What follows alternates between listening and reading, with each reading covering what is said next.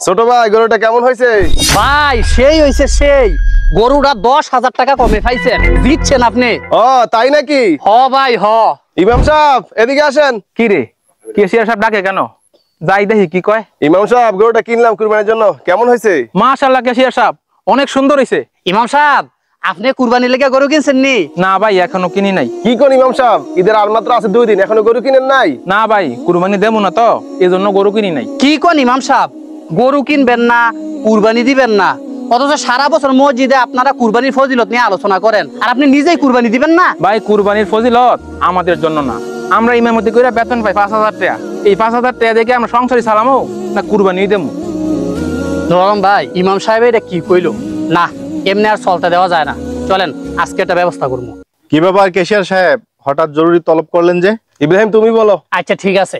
আচ্ছা সভাপতি সাহেব, আপনি কুরবানির জন্য গরু কিনছেন কত দিয়া? আমারটা তো 2,10,000 টাকা পড়ছে। সভাপতি সাহেব, আপনি মসজিদের সভাপতি হইয়া 2,10,000 টাকাটা কুরবানি দেন, সেক্রেটারি দেয় 1,80,000 টাকা দিয়া, কেশিয়ার দেয় 1.5 লাখ টাকা দিয়া, আর যিনি মসজিদের ইমাম, মসজিদের নেতা, উনি কুরবানি দিতে পারে না। তুমি এত কথা না কইয়া আসল কথা কও মিয়া। আপনি মসজিদের সভাপতি হইয়া 2,10,000 টাকাটা কুরবানি দেন, আর যিনি মসজিদের ইমাম, মসজিদের নেতা, উনি কুরবানি দিতে পারে না। একটা কথা বলি, কিছু মনে করেন না, আমরা কি মানুষ?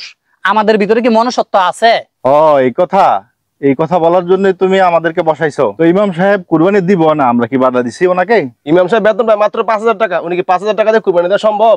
আমি বলতে চাইছিলাম। ভাই আপনি দাঁড়ান, আমি কইতাছি। সভাপতি সাহেব, আমাদের একটা দাবি হচ্ছে, আমরা সবাই মিল্লা টাকা কালেকশন কইরা ইমাম সাহেব একটা গরু কিনা দেবো।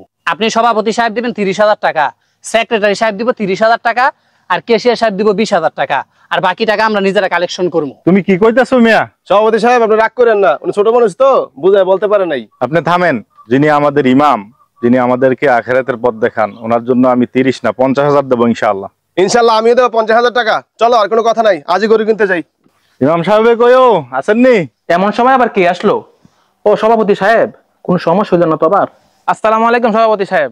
ওয়ালাইকুম সালাম ওয়া রাহমাতুল্লাহ। ইমাম সাহেব বাড়ি যাইবেন না? আপনার তো বাড়ি যাইতে হইব।